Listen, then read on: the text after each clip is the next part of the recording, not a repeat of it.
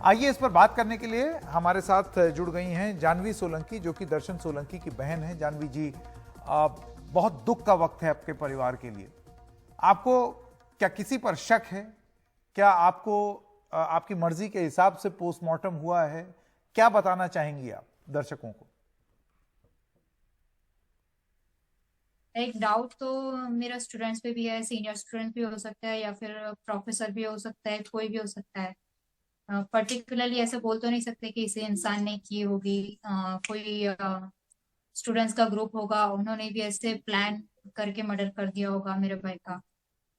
क्योंकि ये सुसाइड तो है ही नहीं, क्योंकि ये लोग बोल रहे हैं, इंस्टीट्यूट ऐसा बोल रहा है इंस्टीट्यूट की वो बंदा 7वीं कक्षा से गिर गया। लेकिन जो बंदा 7वें माले से गिरता है उसकी बॉडी में एक हड्डी भी नहीं बचती। तो मेरे मेरे भाई को ना सिर्फ उसके सर में ही लगा हुआ था, और पूरी बॉडी में कुछ हुआ ही नहीं था। उसकी पूरी बॉडी एज इट इज थी और उसके सर पे ही लगा हुआ था, और कुछ नहीं था मेरे भाई, पूरी बॉडी।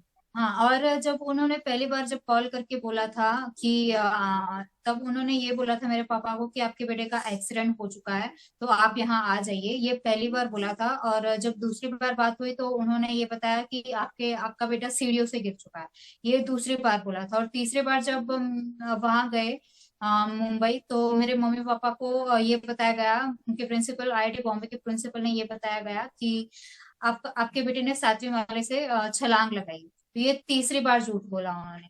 तो हम किस पे यकीन करेंगे? कौन सी झूठी कहानी की हम यकीन करेंगे? कौन सी कहानियां बना रहे और कौन सी कहानी पे हम यकीन करें कि मेरा भाई का एक्सीडेंट हुआ है, या फिर मेरा भाई गिर गया है सीढ़ियों से, या फिर मेरे भाई ने छलांग लगाई है 7वीं कक्षा से। कोई ऐसा बोल रहा है कि दर्शन ने तीसरी तीसरी माले से उसने छलांग लगाई, कोई ऐसा बोल रहा है कि 7वीं माले से उसने छलांग लगाई। कोई स्टूडेंट ये बोल रहा है कि 7वीं कक्षा से इस पोजीशन में उसने छलांग लगाई। कोई ऐसा बोल रहा है ऐसे नहीं छलांग लगाई, कोई ऐसा बोल रहा है कि इस पोजीशन में छलांग लगाई। तो सब ऐसा अलग अलग बोल रहे हैं, तो हम किस कितना पे मन में यकीन करें? संदेह तो आता ये होगा। तो क्लियरली है कि मेरे हाँ, भाई ने सुसाइड तो किया ही नहीं है, किसी ने प्लान करके मेरे भाई का मर्डर किया है, तो ये तो क्लियरली बहुत बहुत साफ बड़ा ही है। आरोप। हम कोई नहीं मान रहे कि मेरे भाई ने सुसाइड किया होगा। तो ये बात तो क्लियर ही है कि मेरे भाई का मर्डर हुआ है। पोस्टमार्टम जी। की बात करें तो पोस्टमार्टम तो उन्होंने हमारी परमिशन के विदाउट ही कर लिया था, विदाउट हमारी हम्म। परमिशन उन्होंने पोस्टमार्टम कर दिया। हम्म। जब हम वहां पहुंचे तो उन्होंने ये बताया गया कि आपकी परमिशन के बिना वो लोग पोस्टमार्टम नहीं करेंगे। जब मेरे मम्मी पापा की साइन करेंगे, जब मेरे मम्मी पापा की परमिशन होगी, उसके बाद ही वो लोग पोस्टमार्टम करेंगे।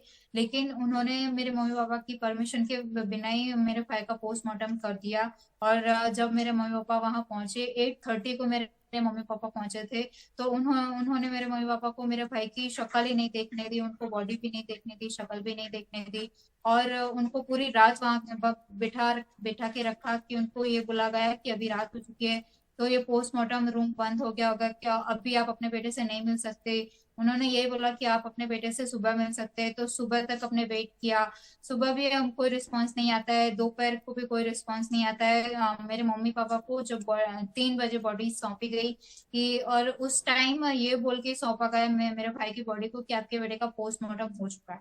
तो उसके पहले मेरे मम्मी पापा की साइन नहीं ली, परमिशन नहीं ली। तो विदाउट मेरे मम्मी पापा की सिग्नेचर या फिर परमिशन, विदाउट कोई परमिशन मेरे बहुत बहुत मम्मी गंभीर पापा की, आरोप हैं उन्होंने ये, जानवी। पोस्टमार्टम कर दिया और मेरे भाई की शक्ल भी नहीं दिखाई मेरे मम्मी जी, पापा बहुत गंभीर आरोप है, और इससे ये साफ हो जाता है कि सिर्फ ये कह देना कि एक एक्सीडेंट था या खुदकुशी था, शायद उससे बात बने नहीं। इस मामले में भी जांच होनी चाहिए। जो आरोप आप अब लगा रही हैं, बहुत ही गंभीर बातें आप बता रही हैं। मैं आपसे बस इतना सवाल पूछना चाहता हूं, जानवी जी, आपके भाई के साथ जब बातचीत हुई थी तो वो क्या बता रहा था? आखिरी बार जब आपने बात की, वो ठीक से बात कर रहा था या नहीं, या दबाव में लग रहा था? परेशान तो नहीं था। जब भी वो कॉल करता था तो वो बहुत खुश हुआ करता था। हाँ, लाइक वो कंफर्टेबल नहीं था वहां पे। तो वो ऐसा बोला करता था कि मैं कंफर्टेबल नहीं हूँ, बट ये थोड़ा टाइम लगेगा क्योंकि नई प्लेस है। वो पहली बार ऐसे बाहर निकला है। लाइक हमारे यहाँ स्कूल्स भी बहुत नजदीक थी, ट्यूशन भी बहुत नजदीक थे, तो ये सडनली ऐसे उसको बाहर जाने का ऐसे हुआ। तो वो कंफर्टेबल तो नहीं था, लेकिन वो ऐसा बोला करता था कि ये थोड़ा टाइम लगेगा कंफर्टेबल होने में। यहाँ से ये पूरा स्टेट नया नया नया है, तो थोड़ा टाइम लगेगा कंफर्टेबल होने में। वो ऐसा बोला करता। जानवी सोलंकी जी, उम्मीद करते हैं कि आपको इंसाफ मिले, दर्शन सोलंकी को इंसाफ मिले।